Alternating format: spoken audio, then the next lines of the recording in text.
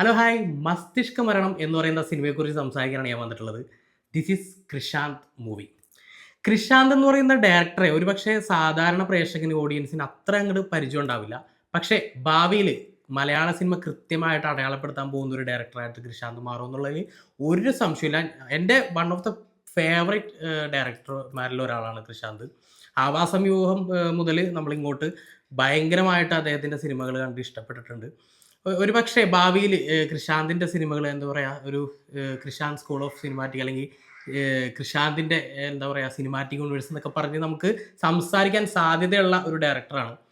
മസ്തിഷ്ക മരണം കിടിലൻ ഒരു സിനിമ. കിടിലം എന്ന് പറഞ്ഞു കഴിഞ്ഞാൽ ഈ സിനിമ സംസാരിക്കുന്നത് ഒരു സയൻറ്റിഫിക് ഒരു ത്രില്ലർ കോമഡി ജോണറിലുള്ള ഒരു സിനിമ. പക്ക ഒരു എക്സ്പെരിമെൻ്റൽ സിനിമ. അറിയാലോ, കൃഷാന്തിനെ ഫോളോ ചെയ്യുന്ന ആൾക്കാർക്ക് കൃത്യമായിട്ട് മനസ്സിലാവും. ആ ഒരു എക്സ്പെരിമെൻ്റൽ മൂവി ചെയ്യുന്ന ഒരു ഡയറക്ടറാണ്. ഈ സിനിമ ചിലപ്പോൾ ഒരു നമ്മുടെ ഇപ്പോൾ നടക്കുന്ന ഒരു ക്ലീഷേ ഡയലോഗ് ഉണ്ടല്ലോ, not everyone cup of tea എന്നൊക്കെ പറഞ്ഞിട്ട് എല്ലാവർക്കും ഉൾക്കൊള്ളാൻ പറ്റുന്ന സിനിമ. ഞാൻ അതിൽ വിശ്വസിക്കുന്ന ഒരാളല്ല.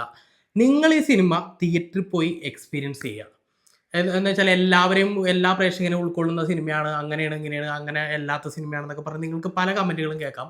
പക്ഷേ സ്ഥിരമായിട്ട് നമ്മുടെ മലയാളത്തിൽ ഇറങ്ങുന്ന ടിപ്പിക്കലായിട്ടുള്ള കുറേ ജോണർ ഉണ്ടല്ലോ, ആ ജോണറിലുള്ള സിനിമകൾ മാത്രം കണ്ടാൽ മതി അല്ലെങ്കിൽ എക്സ്പീരിയൻസ് ചെയ്താൽ മതി എന്ന് വിചാരിക്കുന്ന ഒരുപാട് പ്രേക്ഷകരുണ്ട്. അതിൽ നിന്നൊക്കെ വ്യത്യസ്തമായിട്ട് നമ്മൾ ഒരു കിടിലൻ ഒരു വെറൈറ്റി ഒരു സിനിമ എക്സ്പീരിയൻസ് ചെയ്യാൻ ആഗ്രഹിക്കുന്നവർക്ക് ധൈര്യമായിട്ട് തിയേറ്ററിലേക്ക് പോകാം.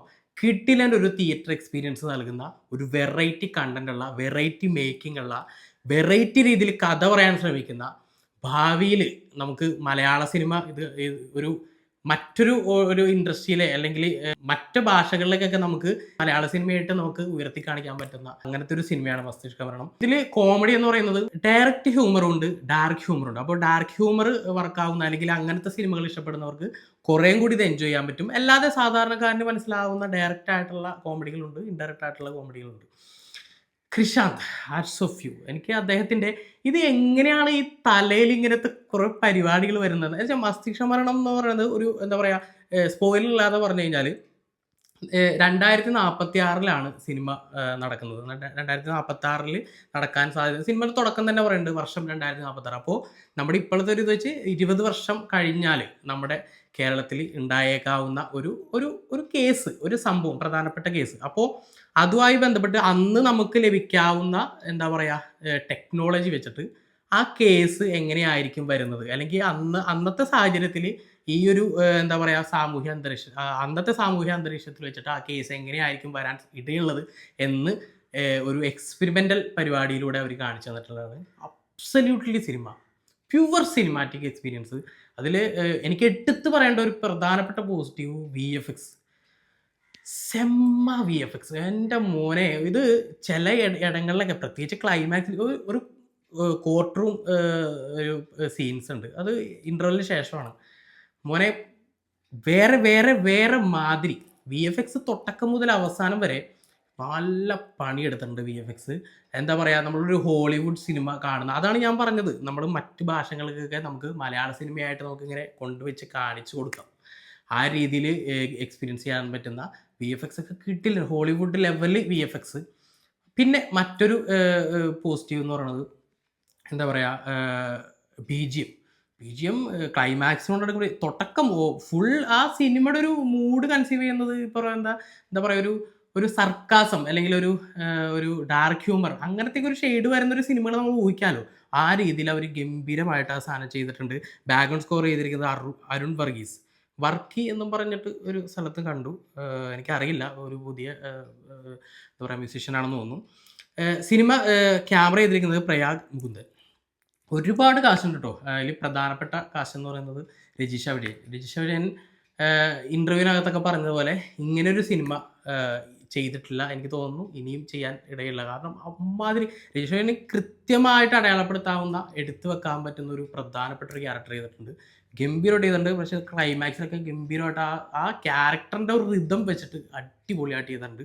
പിന്നെ മണിയമ്പിള്ള രാജുവിൻ്റെ മകൻ, അദ്ദേഹത്തിൻ്റെ ഇതിനു മുമ്പുള്ള സിനിമകൾ കണ്ടിട്ട് അതിൻ്റെ പെർഫോമൻസ് കണ്ടിട്ട് എനിക്ക് പലപ്പോഴും ഒരു നെഗറ്റീവൊക്കെ അടിച്ചിട്ടുണ്ട്. ഞാനത് എൻ്റെ വീഡിയോകളിൽ പല സമയത്തും അങ്ങനെ പറഞ്ഞിട്ടുണ്ട് ഒരു നെഗറ്റീവായിട്ട് ചില ഏരിയകളിലൊക്കെ. പക്ഷേ ഇത് ഗംഭീരമായിട്ട് പുള്ളി ചെയ്തിട്ടുണ്ട്. അടിപൊളിയായിട്ട് അതിൻ്റെ ചില ഏരിയകളിൽ ഇമോഷൻ അല്ലെങ്കിൽ ഇമോഷൻ അല്ലെങ്കിൽ പിന്നെ ഇടയ്ക്ക് എനിക്ക് മണിയമ്പിള രാജുവിൻ്റെ മറ്റേ മിന്നാരത്തിലൊക്കെ സംസാരിക്കണ മല മല ആ സാധനമൊക്കെ ഉണ്ടല്ലോ, മറ്റേ വോയിസ് മോഡുലേഷൻ ചേഞ്ച് ചെയ്യുന്ന ആ ഒരു സാധനമൊക്കെ എനിക്ക് നിരഞ്ജൻ്റെ ഭാഗത്തുനിന്ന് എനിക്ക് അങ്ങനെ ഒരു ഫീല് എനിക്ക് കിട്ടി. പിന്നെ അച്ഛൻ്റെ ഒരു സ്വാഭാവികമായിട്ട് അങ്ങനത്തെ ഒരു സാധനം വരുമല്ലോ, അത് നെഗറ്റീവായിട്ടൊന്നുമല്ല കേട്ടോ. പിന്നെ ദിവ്യപ്രഭ, രജിഷ വിജയൻ ഒരു ഒരു എന്താ പറയുക ഒരു ആക്ട്രസ് ആയിട്ടാണ് ഒരുപാട് ആരാധക വൃന്ദങ്ങളുള്ള എന്താ പറയുക പൂജിക്കുന്ന പ്രതിഷ്ഠ പോലെ രജിഷ വിജയൻ്റെ ഒരു അമ്പലം പോലെ പണിയുന്ന അങ്ങനെയുള്ള ഒരു ഒരു ഒരു ആക്ട്രസ്. അപ്പോൾ ആക്ട്രസിൻ്റെ കൂടെയുള്ള ഒരു എന്താ പറയുക ലോയറും അതുപോലെ തന്നെ സന്തത സഹചാരിയുമായിട്ടുള്ള ക്യാരക്ടറാണ് ദിവ്യപ്രഭ ചെയ്തിട്ടുള്ളത്. കിടിലൻ ക്യാരക്ടർ, വൺ ഓഫ് ദ എന്താ പറയുക അവരുടെ ലൈഫിൽ നല്ല കിടിലൻ ഒരു ക്യാരക്ടറാണ് എന്താ പറയുക മസ്തിഷ്ക മരണത്തിലെ ക്യാരക്ടർ. പിന്നെയുള്ളത് വിഷ്ണു അഗസ്ത്യ. എനിക്ക് ഈ സിനിമയിൽ ഏറ്റവും കൂടുതൽ ഇഷ്ടപ്പെട്ട ഒരു ക്യാരക്ടർ വിഷ്ണു അഗസ്ത്യയാണ്. കിട്ടില്ല, പുള്ളി വന്നതിന് ശേഷം സിനിമ കുറേയൊക്കെ പുള്ളി അങ്ങോട്ട് കൊണ്ടുപോയി. കാരണം പുള്ളിയുടെ ക്യാരക്ടറിൽ ഒരു ഒരു ഫണ്ണി പരിപാടിയുണ്ട്. അഡ്വക്കേറ്റാണ്.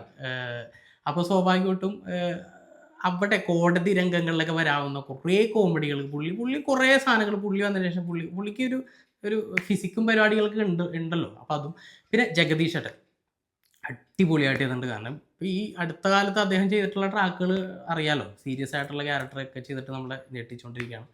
അങ്ങനെ പിന്നെ ഒരു കക്ഷി നമ്മുടെ രാഹുൽ രാജഗോപാൽ, നമ്മുടെ ആവാസ വ്യൂഹത്തിൽ ഒരു ക്യാരക്ടർ ചെയ്ത അന്ന് മുതൽ അദ്ദേഹത്തെ ശ്രദ്ധിക്കുകയാണ്. എനിക്ക് തോന്നുന്നു അദ്ദേഹത്തിന് കുറേയും കൂടി മലയാള സിനിമ എന്താ പറയുക ഉപയോഗിക്കണമെന്ന് എനിക്ക് തോന്നിയിട്ടുണ്ട്. കാരണം ഗംഭീരമായിട്ടുള്ള ആർട്ടിസ്റ്റാണ്. അത് ഈ സിനിമയിൽ ചെറുതും വലുതുമായിട്ട് ഒരുപാട് ക്യാരക്ടർ ചെയ്തിട്ടുള്ള ഒരുപാട് ആർട്ടിസ്റ്റ് ഉണ്ട്.